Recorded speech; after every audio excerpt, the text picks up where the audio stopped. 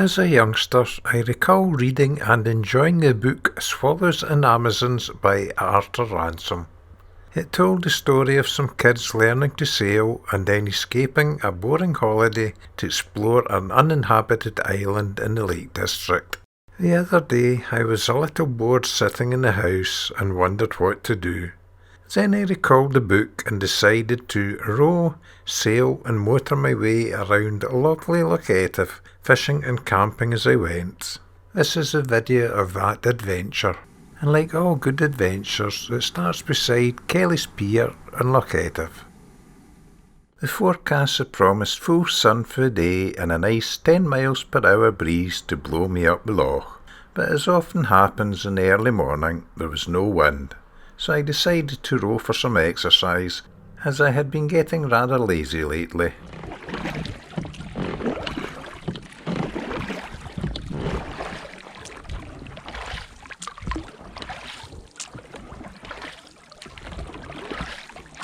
However, approaching the Narrows at Donny, the now ebbing tide made rowing more difficult, as I had to go against the flow.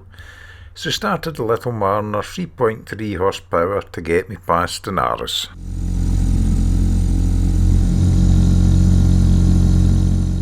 And because I had all the time in the world and was hoping to have a serious day's fishing, I trolled a little lure behind the boat while heading to Donny Quarry.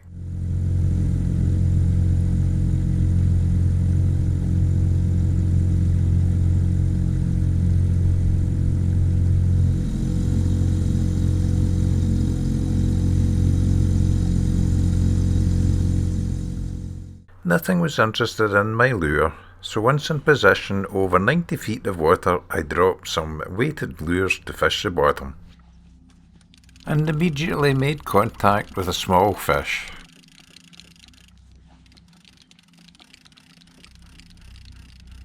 I was not surprised to find a little gurnard, and I'm pretty certain I have caught him a few times already this year. In fact, this time he had his mate in tow too. Both were returned safely so I could catch them again at a later date. I try my best not to touch the fish for fear of damaging their delicate scales, so I hold the hook upside down and shake them off. Well, sometimes I have to pick them up out the boat if they wriggle a bit too much. Bye little Gurnards, and catch you next time round 2. I rowed around the area for a while and hoped to hook a codling or better still a line, but only managed to get a small pouting for my efforts. Still, at least I had caught something.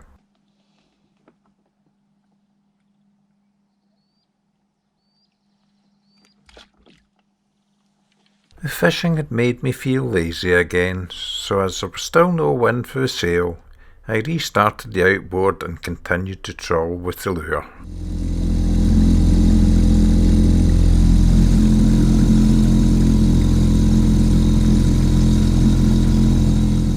I kept the outboard and tick over, and it moved the lure at a perfect speed through the water.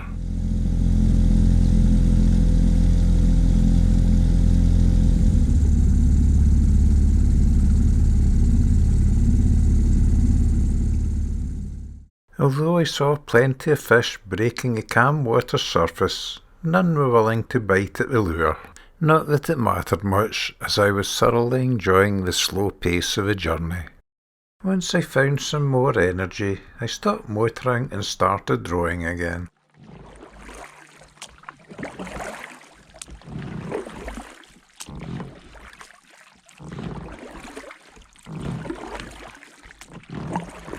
Then I took another rowing break and dropped my lures to the bottom again.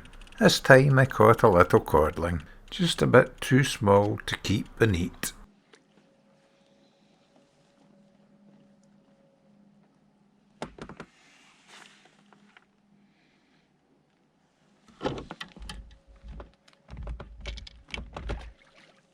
Then another small pouting, so I couldn't complain there were no fish around. Just nothing worth keeping for eating. So I lazily started the outboard again and continued on my way.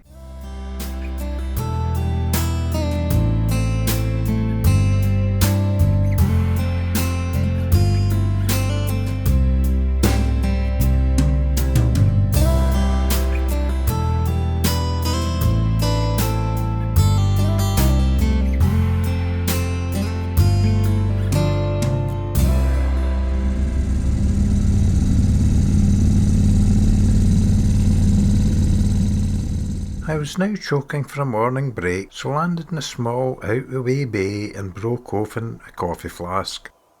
Then stretched my legs while listening to the absolute silence of this scenic location. Then back at the boat, I noticed the slightest of breeze starting to ripple the water. As I had intentionally only brought enough fuel for a one-way trip in a loch, I was keen to start harnessing the wind when possible, so unfurled the sail and set off.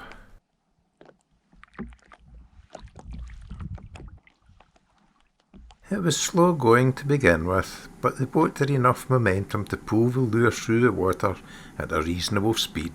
In fact, even a lazy fish would have no bother catching it.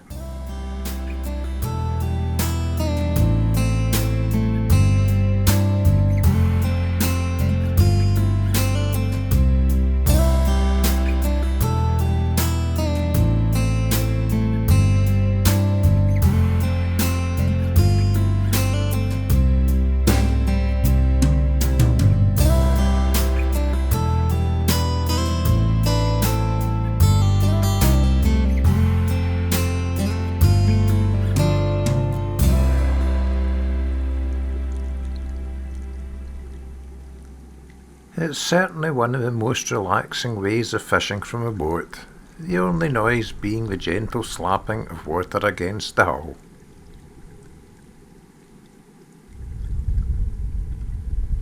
I was slowly falling asleep with the rocking rhythmic motion of the boat when I was brought back to reality with the drag in my reel started screaming. At last I had hooked a decent-sized fish.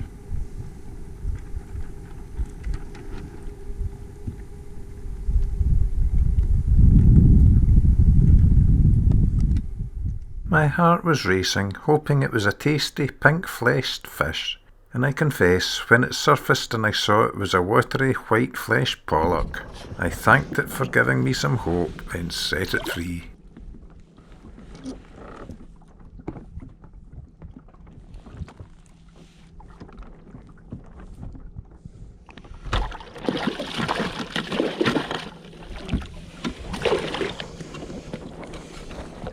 I was delighted my recent success confirmed that I was doing something correct and that the Rapala lure could attract fish, so I was happy as a sandboy sailing down the loch.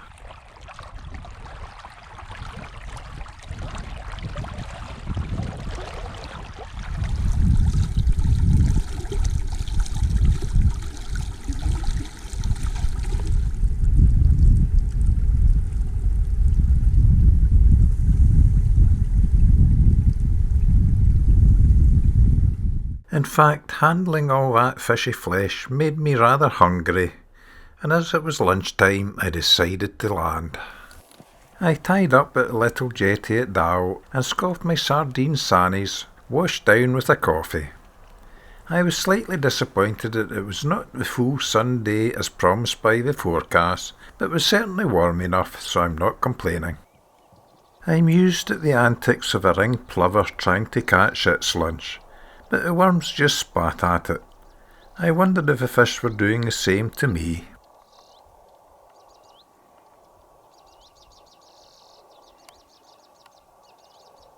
I then took some time off to smell the harebells and admire the foxgloves before taking in the surrounding views. And if anybody had been around, they would have thought I'd gone mad when I started singing "What a Wonderful World" before jumping back in the boat and continuing on my journey.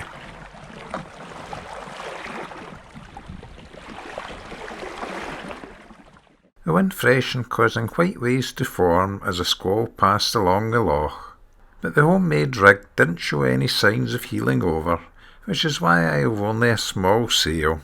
A capsize in such a remote location with a boat full of camping gear would not be pleasant.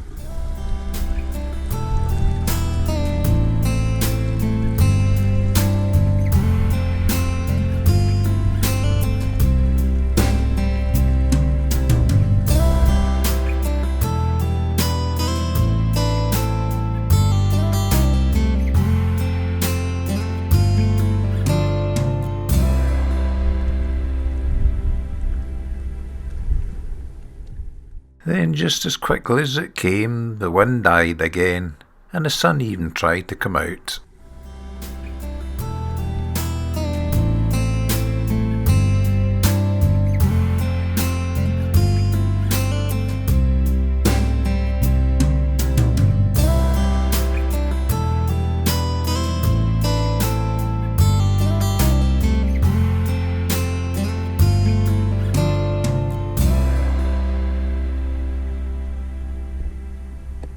I landed for a late afternoon break at Air Traleachen, which as far as I'm concerned was the end of the loch, as made no difference to me. I had travelled approximately 10 miles, and most of that was under sail. I caught a few extra small fish, which I didn't video, but the elusive pink flesh variety managed to avoid my hooks. It was now time to head halfway back down the loch to my campsite for the night. So I rowed offshore and then started a little outboard to make my life easy.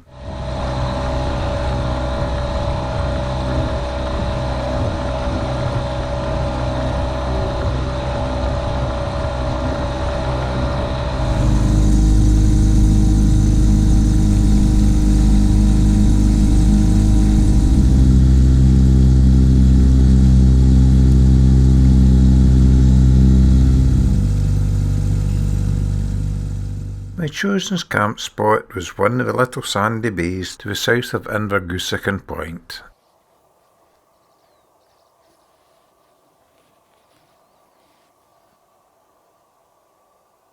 It didn't take long to pitch a tent, then prepare my evening meal. As I had no fish to fry, I boiled some baby potatoes and a chicken breast, washed down with a tin of gravy. The sun came out and it was now a very warm, humid evening. The midges and clegs were biting hard, so I decided to go for a swim to get away from them and to soothe the bites they had already given. I had brought my mask and snorkel along for the occasion.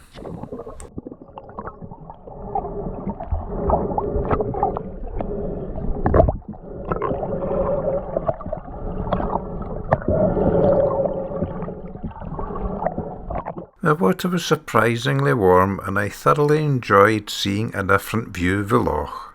I didn't see any fish, but there were certainly plenty of crabs and starfish around. But best of all, there were no midges under the water.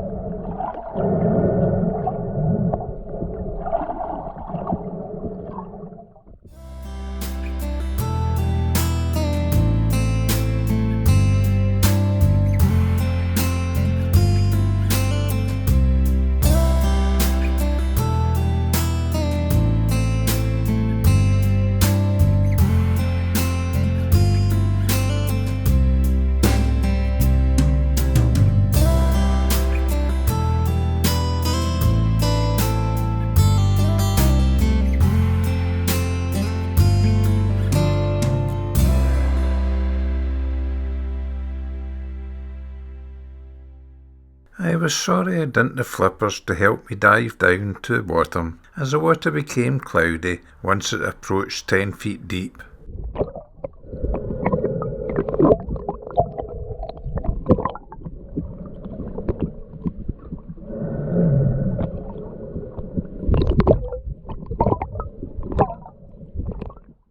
After half an hour I found my blubber getting cold, so quickly dried myself off and dressed in midge armour before walking ashore to warm up. I found that by walking I could keep ahead of the biting flies, but as soon as I stopped to rest they descended in clouds to suck my blood. So I kept on pacing until the sun went down, then escaped the mini vampires by retiring to my tent. I was awakened in the early hours by the noise of torrential rain bouncing off the canvas. The forecast had messed up big time, as it had promised 2 days of full-on sunshine. Fortunately it stopped when I got up, but the damp, windless morning was now swarming with midges. I quickly packed everything in the boat and headed off so that they could not find me.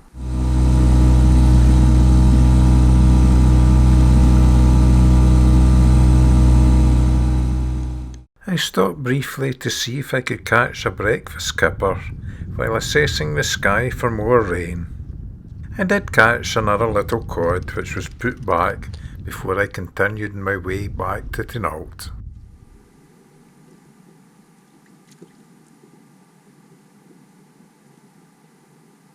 Because I knew I had enough fuel to get home, I didn't mess around with the sail or by rowing.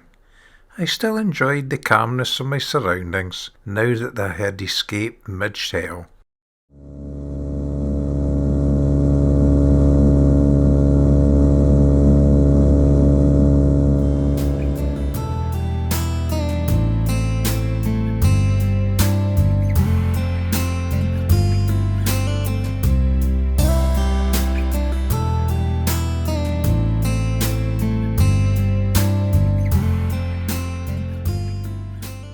There were still some very heavy showers coming off the hills, and as I didn't bring any waterproofs, I often stopped and took shelter under a piece of ground sheet.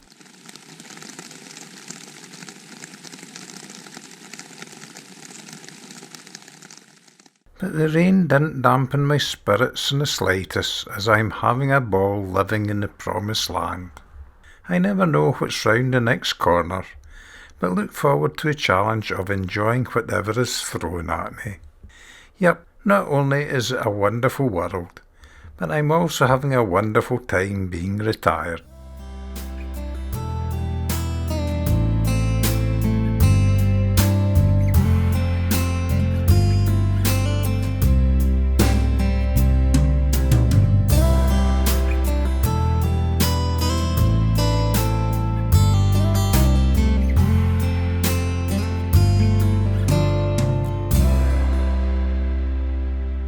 I hope you have enjoyed this video, which gives an insight into my day-to-day life. Thanks for watching.